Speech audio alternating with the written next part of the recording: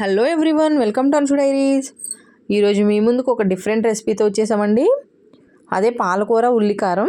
చాలా బాగుంటుంది. అంటే జనరల్గా అందరూ పాలకూర పప్పులో కానీ ఫ్రై కానీ చేస్తూ ఉంటారు కదా, అలా కాకుండా ఇలా ట్రై చేయండి. చాలా బాగుంటుంది, ఇష్టంగా కూడా తింటారు.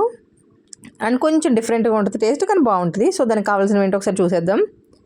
నేను పాలకూర ఒక 2 కట్టలు తీసుకుని చిన్న చిన్న ముక్కలు కట్ చేసి ఇట్లా వాటర్లో నానబెట్టేశానండి. ఆల్రెడీ ముందు క్లీన్ చేసి కట్ చేసి పెట్టుకున్నాను, వాటర్లో నానబెట్టాను. ఇంకా ఎక్స్ట్రా డస్ట్ ఉంటే కిందకి వెళ్ళిపోతుంది.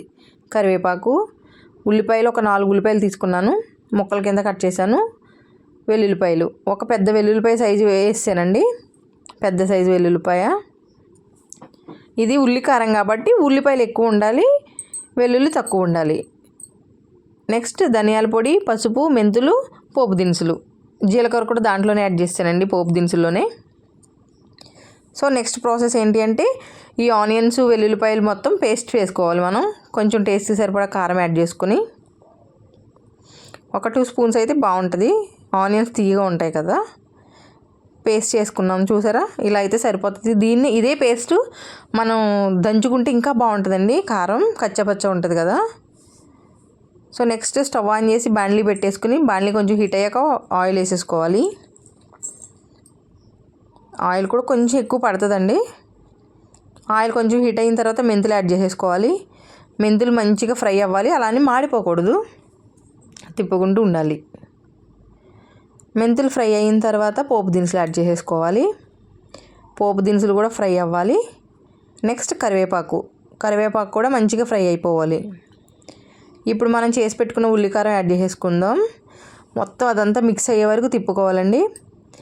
ఉల్లిపాయ పేస్టే కదా, త్వరగా ఉడికిపోద్దన్న అపోహ మాత్రం వద్దు. బాగా ఉడికించాలి, కలర్ చేంజ్ అయ్యేంత వరకు ఉడికించాలి కంపల్సరీ. ఇప్పుడు కొంచెం పసుపు యాడ్ చేసుకుందాం, అండ్ టేస్ట్ సరిపడా సాల్ట్.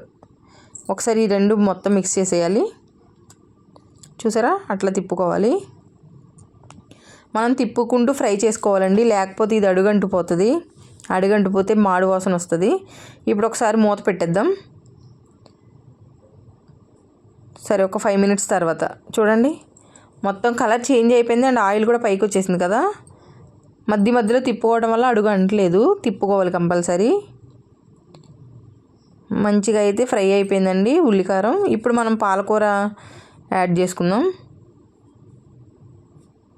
మొత్తం యాడ్ చేసేసుకోవాలి. ఒకసారి ఆ పాలకూర మొత్తం మిక్స్ చేసేయండి ఆ ఉల్లికారంలో. ఇప్పుడు ఒకసారి మూత పెట్టేద్దాం, అది పాలకూర అంతా మంచిగా మగ్గుద్ది. ఒక 10 మినిట్స్ తర్వాత అండి, నాకు ఒక 10 మినిట్స్ పట్టింది పాలకూర వేసిన తర్వాత ఇలా అవ్వటానికి, మగ్గటానికి. మధ్యలో తిప్పుకుంటూ ఉండాలి దీన్ని కూడా. సో చూసారా, కర్రీ అయితే రెడీ అయిపోయిందండి. చాలా బాగుంటుంది. రోటీలో తినొచ్చు, రైస్లో కూడా తినొచ్చు. ఇప్పుడు కొంచెం ధనియాల పొడి యాడ్ చేసుకుందాం లాస్ట్లో అండి. ఇంకా మనం స్టవ్ ఆఫ్ చేసేస్తాం. అనగా 1 మినిట్ ముందే యాడ్ చేసుకుంటే సరిపోతుంది. ఆ ఫ్లేవర్స్ పట్టే వరకు 1 మినిట్ కుక్ చేయాలంతే, ఎక్కువ కూడా అవసరం లేదు. ఇప్పుడు డిష్ అవుట్ చేసుకుని మనం ఇంకా రైస్లో కానీ చపాతీలో కానీ దేంట్లో అయినా తినొచ్చండి. లైక్ చేయండి, షేర్ చేయండి, సబ్స్క్రైబ్ చేయండి. Thank you for watching.